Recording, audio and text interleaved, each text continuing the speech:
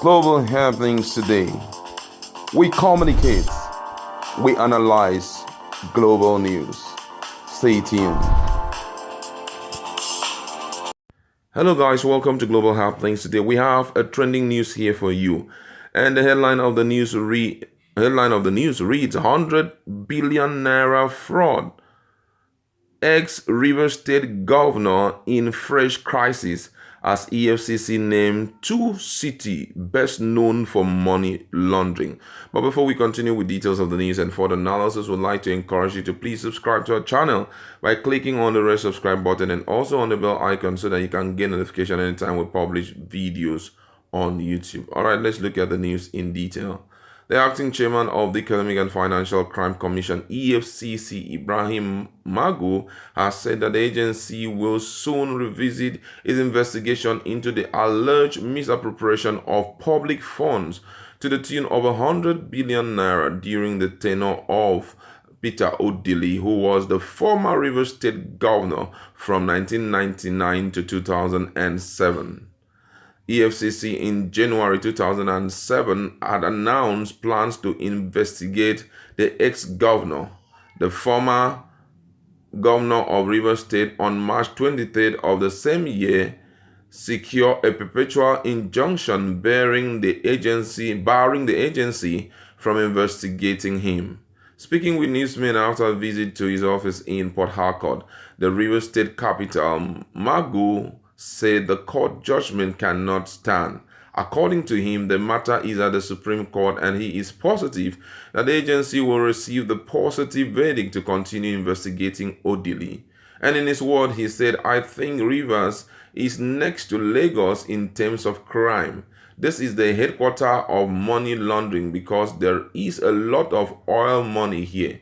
I think you can rate Port Harcourt the second to maybe Lagos, maybe because of the large pace of oil deals. Nothing is going to stop us, even the idea issue of the court order allegedly obtained by Dr. Peter Odili and co to stop the EFCC from investigation and prosecution is still at the Supreme Court. We are on it. I am telling you that the judgment cannot stand. It will only take some time, but it cannot hold, and we are going to conclude the investigation. There are so many investigations we are doing. I am sure the matter has suffered for about 13 years now. We are going to test it. The matter is in Supreme Court. We will follow it up. That decision that is pending in the Supreme Court cannot hold water again. There is a subsequent judgment that has overridden it. Other judgment says nobody, not even a judge, not even the judiciary, not even the court, can stop us from investigating and prosecuting. Those were the words of the EFCC boss, Ibrahim Magu. Wow. And this is really, really interesting. And these are some of the high points for Ibrahim Magu. He has done a lot in terms of following up on cases. Imagine this case came up since 2007.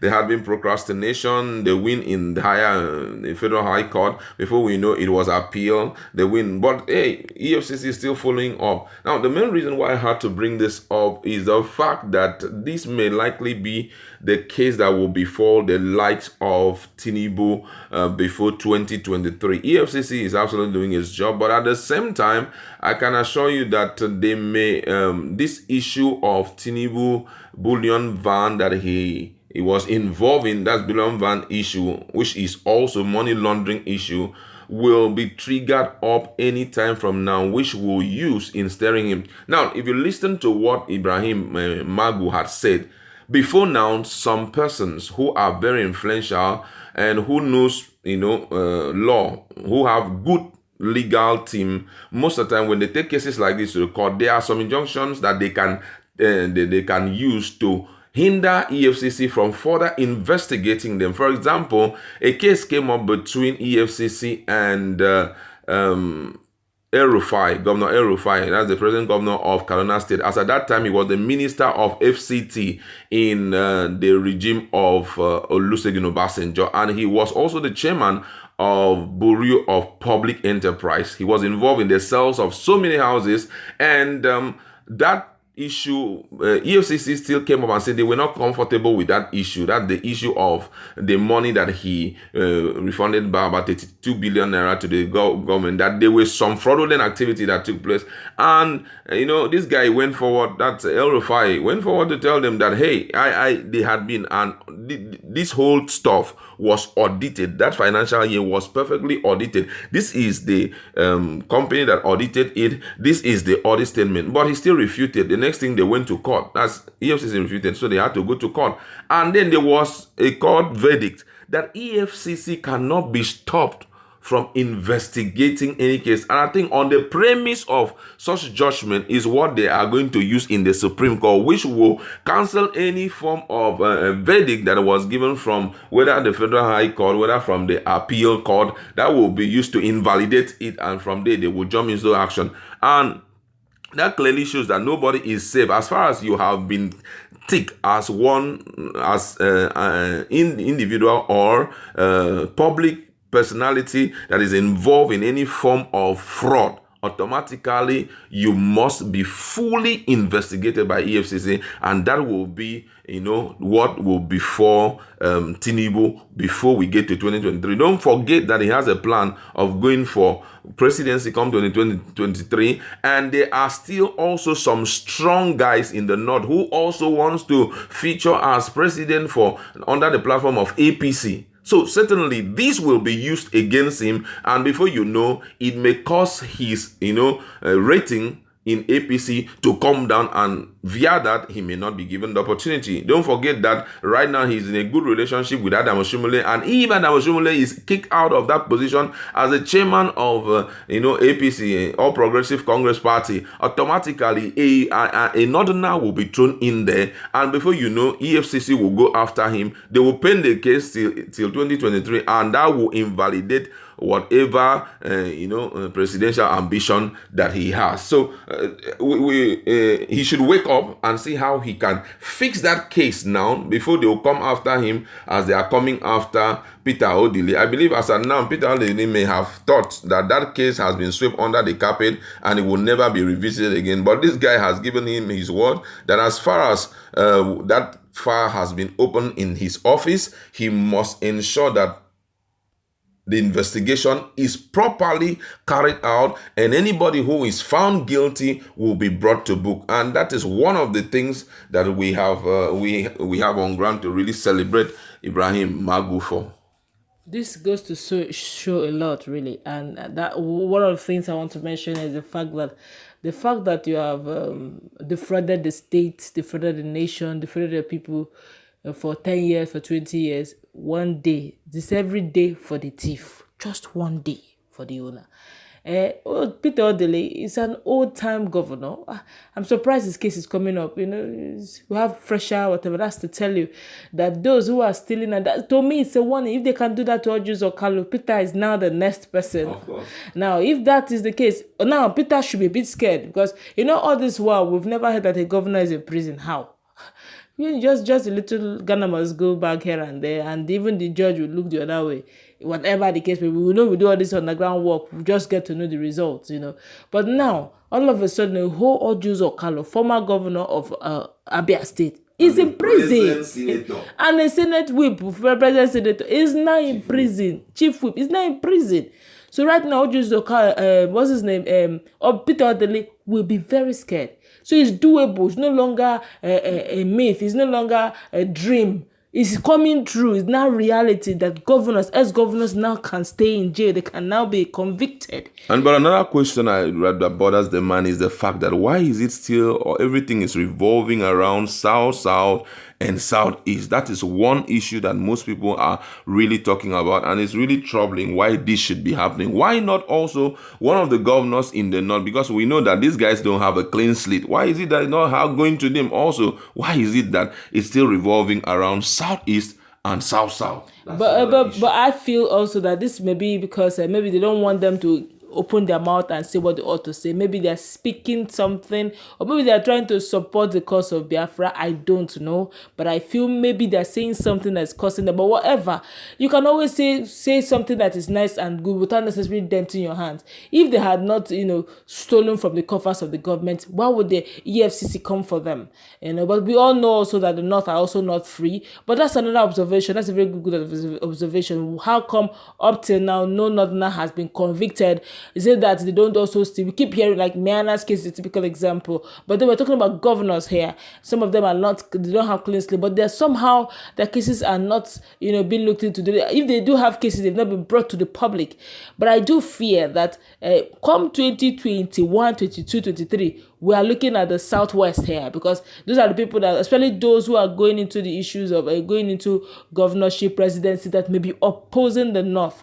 Their cases may begin to come in quick succession. But be that as it may, at least they're doing something. But I would have preferred it to be round the whole, round Nigeria, not a particular section like the Southeast, South. I know that now he now pinpointed a particular region, particular state, that Rivers and Lagos. I'm not saying that it's not true. I'm only saying that there are other states as well. Yeah, they say that's where the highest crimes are, but also look into other states. Does it mean that these guys cannot even move from Rivers to other states where they know that now your eyes are no longer there? No, I feel if this is one Nigeria, everyone should be indicted, as in every guilty person should be indicted, not a particular section or a particular region. Based on what you have just said, why I was talking about Tinubu is also traceable to the statement made by Ibrahim Magu. He made mention that we have two headquarters of crime, two headquarters of money laundering, and he said Lagos is number one, seconded by Port Harcourt, and seconded by Rivers State, which therefore means that what this guy did has not been forgotten. What Tinubu did has not been, it has been filed and kept somewhere. Yes, that's why he had to make mention of, because I'm just trying to think, what other very vital case of money laundering came up in Lagos fairly recently? We can't really remember one, you understand? For that Tinubu, yes, has not been addressed yet. Yes, it has not been addressed yet. So just that's just to like, hey, Tinubu, we are coming for you very, very soon. It may not be this year, it may not be next year, but sure, before I get out of the 6th seat, because I think they've given the next 4 years again to keep running as the EFCC boss, and he's going to go for Tinubu soonest, and by that time President Lee will be overly quiet. Though fairly recently also we have seen that the Tinubu has been a little bit very regular in Aso Rock. I've been wondering, and every time he goes to Aso Rock, it's a closed door meeting. Journalists are not permitted to go in. This is politics. What we have here is permanent interest. There's nothing like he's having closed door meetings. You never can tell what the closed door meetings are. It could be a case of, guy, don't forget what I delivered for you and all that. Okay. Those kind of meetings should have made public. If you want Nigerians to, they have made it public, but it's always closed door meetings for a reason. And maybe it's also mentioning, his hands may not be totally clean for the fact that he has petitions. And at the beginning, EFCC was saying, we can't do this, we need petition. And then Adeyanju himself said, look, you're looking for petition, I will give you petition. He did the petitions were properly in place. To Adeyanju's surprise, nothing has been done. And and then the next thing Magu says, so calm down. You calm down, which means there are some persons that are a little above the law, but they will become below the law when the time is right. They feel that right now, that is the last card for the presidency. We don't want to carry that last card for first, so that he doesn't destroy a lot of things. He's still relevant for the now, okay? Because the tenure is still fresh. It's barely 1 year, really. So it is when he begins to you now bring out that last card. So Tinubu needs to look for another card he has other than what he has now, because the last card, I'm sure he's not blind. Maybe those are the reasons why he's going for those closed door meetings. Look, you need to talk to your boy. Whatever it is, you need to tear those things in pieces. It cannot be torn. If it has been given, it has been given. Just to wait for his his time, really. Yeah, president had even come out on one occasion. I think that was the case of Sore DSS. He said that he has given them responsibility. Whatever they do is strictly their own. They are just following their line of responsibility, and certainly, I guess that will also be the case for Tinubu. If he has reasonable counsel, they should rise up right now and tell him to get that case concluded now before we get close to 2023, because based on political analysis on ground, that case will be revisited, and that may thwart his political ambition and give Sowore an edge. Yeah, exactly, as a Southwesterner. Yes. All right, that's where we're going to wrap it up. Go to our comment section. Let us interact. What's your position on Magu naming Lagos and River State the headquarters of money laundering? Do you think this is absolutely true? And what do you think may happen to Peter Odili now that the case has been revisited? Please, let's respond in our comment section.